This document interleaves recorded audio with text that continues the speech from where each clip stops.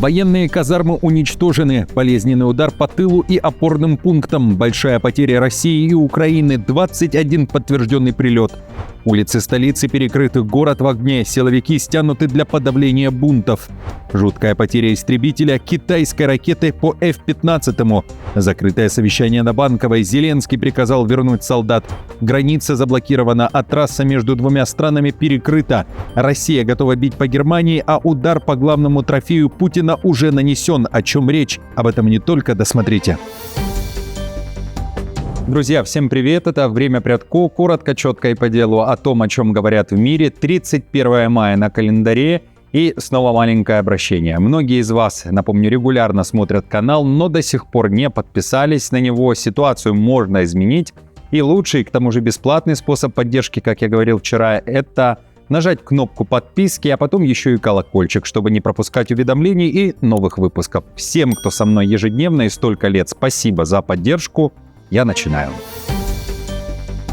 Условия еще жестче. Украине необходима реформа мобилизации, несмотря на то, что уже пошел 5-й год большой войны. Об этом в интервью YouTube-каналу «Говорить Великий Львів» заявила украинский нардеп Соломея Бобровская. Она считает, надо прекратить ловить на улице всех мужчин подряд. Однако при этом обязательно усилить ответственность для тех украинцев, которые игнорируют повестки и не являются в ТЦК, говорит Бобровская. Уже завтра, 1 июня, Минобороны Украины официально представит нардепам и широкой общественности проект реформы ВСУ. Документ предполагает повышение зарплат для фронтовиков, введение двухлетних контрактов и увольнение для отдельных категорий военных.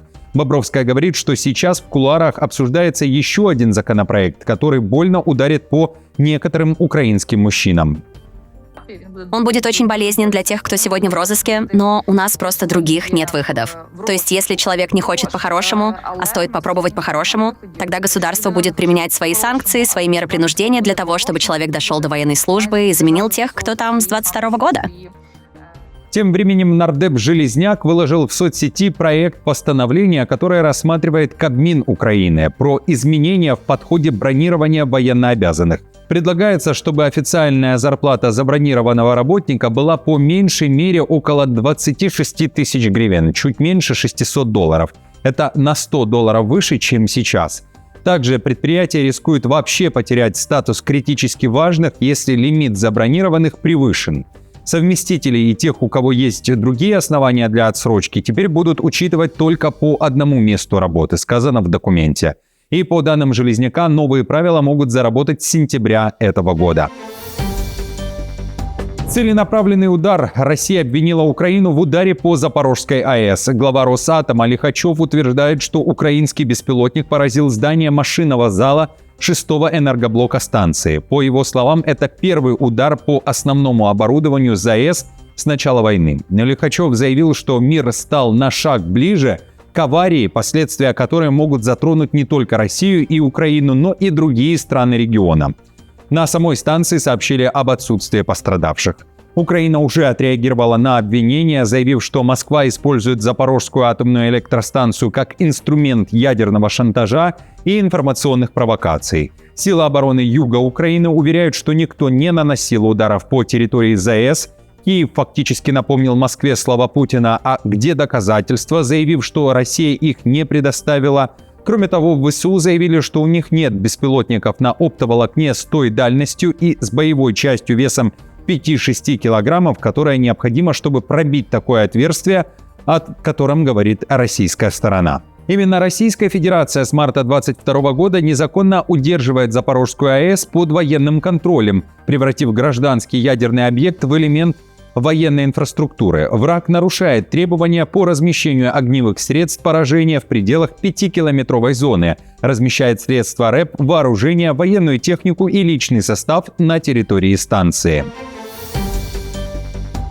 Россия готова к удару по Германии. Страна может стать военной целью. С таким предупреждением выступил глава фракции левой партии в Бундестаге Зёрен Пельман. Его цитирует издание Berliner Zeitung. Поводом является позиция Берлина, который поддерживает право Украины наносить дальнобойные удары по целям в глубине российской территории и не считает это нарушением международного права.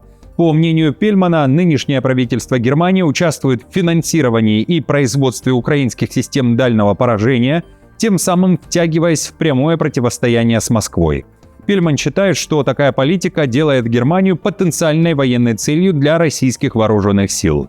В правительстве ФРГ, напротив, заявляют, что Украина действует в рамках права на самооборону, закрепленного уставом ООН, и поддерживают Украину путем предоставления или финансирования различных видов вооружений. Пельман призвал отказаться от дальнейшей эскалации и перейти к дипломатическим усилиям по урегулированию конфликта. Вместо новой эскалации нам нужны серьезные попытки дипломатического решения войны в Украине. Первым шагом могло бы стать назначение специального представителя ЕС по России. Берлин должен использовать свой вес в Брюсселе для продвижения этой инициативы, считает он. На войну в Украину готовят терминаторов. Американский стартап Foundation Future Industries, связанный с семьей Трампа, разрабатывает роботов-гуманоидов двойного назначения для тяжелой промышленности и боевых задач. Об этом пишет CNBS со ссылкой на гендиректора компании Санкайта Падхака. При этом стартап уже перешел от слов к делу, и 2 роботов Phantom MK1 отправили в Украину для боевых испытаний в условиях реальной войны. В частности, таких терминаторов используют для доставки грузов на фронт. Также тестирование проходят автономные и усиленные искусственным интеллектом дроны. Они работают как разведчики и ударная сила. По словам Падхака, МК-1 в Украине уже неплохо зарекомендовали себя, и они справились с задачами по доставке снабжения, которые обычно подвергают солдат опасности. В компании планируют уже в этом году выйти на массовое производство роботов. Речь идет о 1000 гуманоидах. Однако, несмотря на это, МК-1 пока далеки от суперсолдат. Они способны переносить лишь около 20 килограммов груза, не защищены от воды и имеют недостаточное время работы от батареи для массового использования. Компания планирует отправить в Украину новую улучшенную версию Phantom 2 уже в этом году. По словам Падхака, она будет обладать сверхчеловеческими возможностями и вдвое большей грузоподъемностью. Удар по главному трофею Путина – Крыму. Полный дефицит. На полуострове усугубляется топливный кризис. Там уже введены ограничения на продажу бензина А-95, не более 20 литров в сутки на человека. На многих АЗС горючее уже исчезло, а на работающих заправках выстраиваются очереди. Местные жители жалуются, что приходится по 2 часа стоять в очереди, чтобы заправить автомобиль. На некоторых крымских АЗС предупреждают, бензин продается только по талонам. По данным СМИ, дефицит связан с ударами украинских беспилотников по логистике полуострова. Военные заявляют, регион постепенно отрезают. Дроны дистанционно минируют трассу между Крымом и Ростовской областью, одному из ключевых маршрутов поставки топлива. Альтернативный маршрут через Керченский пролив также работает с перебоями. Паромная переправа, напомню, зависит от погодных условий и периодически закрывается. При этом перевозка топлива по Крымскому мосту не осуществляется по соображениям безопасности. Представители российской власти, в частности экс-нардеп Украины, подозреваемый в госизмене, обвиняет Киев в блокаде. Сейчас участок трассы перекрыт, специалисты проводят разминирование. Это циничное варварство. Такие действия по своей жестокости напоминают фашистскую блокаду Ленинграда, когда враг пытался запугать людей, нарушить связь между территориями и сломить волю мирного населения. Накануне ближе к полуночи движение по трассе с названием «Новороссия» в сторону Крыма запустили. В этом уверяет назначенный Россией глава Запорожской области Балицкий. НАТО пора проснуться и задуматься об угрозах Кремля. Премьер Польши Туск бьет во все колокола и призывает Альянс не закрывать глаза на сигналы из Москвы. Он напомнил о падениях и взрывах беспилотников в Польше, странах Балтии. Теперь к этому списку присоединилась Румыния, написал Туск в соцсети и отметил, что российских провокаций становится все больше. При этом польский премьер-министр считает высказывание зампреда Совбеза России Медведева, что попадание дрона РФ в румынскую многоэтажку – это еще цветочки, это не слова на ветер, а реальная угроза для Евросоюза. Вчера бывший президент России заявил, что спокойный сон граждан ЕС закончился. Все страны НАТО наконец должны начать воспринимать эти факты и эти слова всерьез. Напомню, Медведев, комментируя инцидент с дроном в Румынии, заявил, что страны ЕС являются участниками войны против России, поэтому подобные ЧП будут повторяться на территории Европы. Закрытое совещание на Банковой. Зеленский отдал приказ вернуть украинских солдат. Речь об очередном обмене военнопленными между Украиной и Россией. На совещании, в котором участвовали глава Офиса президента Буданов, главный переговорщик Умеров и министр энергетики Шмыгаль, обсуждалось, как ускорить этот процесс. По словам Зеленского, он поручил профильным ведомствам активизировать контакты с международными партнерами, которые могут помочь в переговорах по обмену пленными. При этом Киев практически ежедневно на связи с администрацией Трампа и европейскими союзниками. В контексте поставок систем ПВО об этом заявили на Банковой. Зеленский также анонсировал знаковые для страны переговоры, однако не уточнил, с кем и на предмет чего. Определили приоритеты на следующие несколько недель: антибаллистика, двусторонние документы по производству и поставке дронов, в частности дрон-дил с Евросоюзом, и подготовка встреч в нескольких форматах. Готовимся к важным переговорам, пока что без публичных деталей. Баллистический удар по авиабазе, военные под атакой, новые потери США, тяжелая утрата для страны. Иранская ракета атаковала американскую базу в Кувейте, несмотря на действующие с апреля перемирия. По данным Bloomberg, обломки, перехваченные Фатех-110, упали на базу Али Аль-Салем, ранив минимум 5 американцев и уничтожив один ударный беспилотник MQ-9 Reaper стоимостью около $30 миллионов. И еще один такой дрон получил серьезные повреждения. Атака произошла в момент, когда Трамп рассматривает возможность продления хрупкого режима прекращения огня между США и Ираном, пишет издание.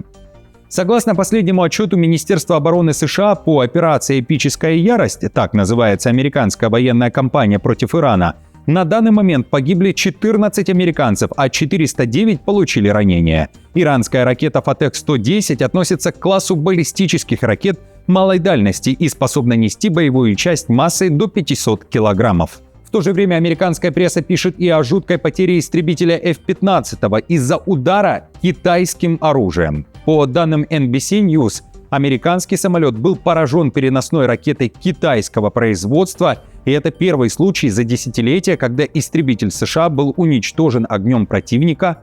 Речь, напомню, об атаке в небе над Ираном в прошлом месяце, когда американцы устроили спецоперацию по спасению летчиков. Источники также утверждают, что Пекин мог передать Тегерану радар, способный обнаруживать малозаметные самолеты, включая те, что создавались для обхода систем ПВО. Вашингтон продолжает расследование, при этом Трамп ранее заявлял, что Си Цзиньпинь лично обещал ему не поставлять оружие Ирану, а Китай официально отвергает все обвинения. Неясно, когда именно было передано военное оборудование, но использование Ираном оружия китайского производства осложняет отношения американцев с Пекином, в то время, когда президент Дональд Трамп ищет помощи Китая в прекращении конфликта. Переговоры о завершении войны продолжаются, даже несмотря на то, что США продолжают наносить то, что они называют оборонительными ударами. Военные казармы уничтожены, десятки военнослужащих под ударом. Украина заявляет о серии дальнобойных атак по скоплению военных и военным объектам в глубоком тылу российских войск на расстоянии до 100 километров от линии фронта. Одной из целей стал лагерь 64-й отдельной мотострелковой бригады, подразделение, которое Украина связывает с событиями в Буче весной 2022 года. Кроме того, командующий силами беспилотных систем Мадяр Бровди заявил о 21 подтвержденном попадании по 2 крупным военным полигонам в районах Запорожской и Луганской областей.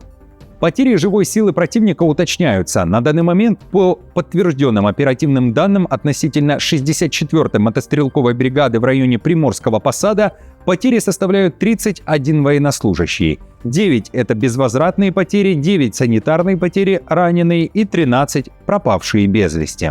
В то же время Россия заявляет о штурме украинских позиций и потере опорного пункта ВСУ на юге страны. Москва также публикует видео нанесения ударов по инфраструктуре украинской армии. В заявлении говорится следующее.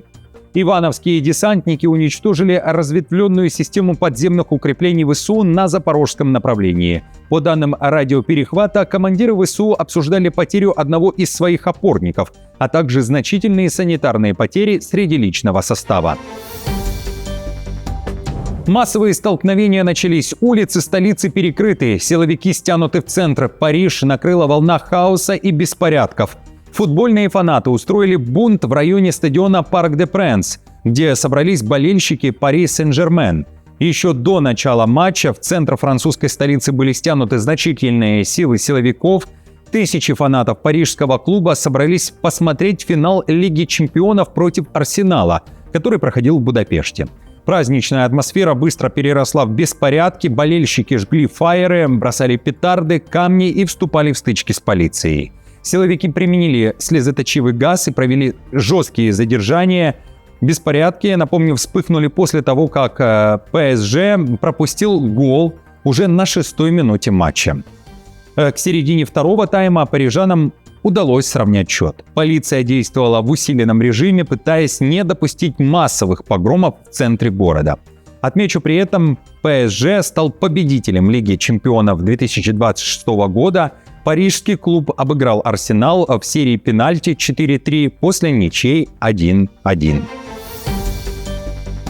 Граница заблокирована, трасса между двумя странами перекрыта. Одна из ключевых транспортных артерий Европы оказалась парализована. В Австрии местные жители заблокировали перевал Бреннер, главный автомобильный маршрут между Австрией и Италией.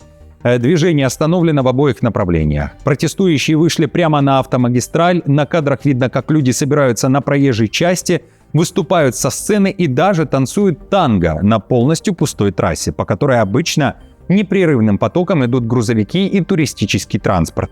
Организаторы акции заявляют, что миллионы грузовиков и отдыхающих ежегодно превращают жизнь жителей долины Випталь в постоянный шум и транспортный хаос. Они требуют от властей Австрии, Италии и Евросоюза срочно решить проблему транзитного трафика. Бреннер считается одним из важнейших транспортных коридоров через Альпы. Его блокировка неизбежно отражается на движении между Северной и Южной Европой. Друзья, на этом все. Спасибо вам большое за поддержку. Как всегда, напомню, мне будет приятно, если оставите лайк, комментарий и сделаете репост этого видео. И до встречи уже завтра.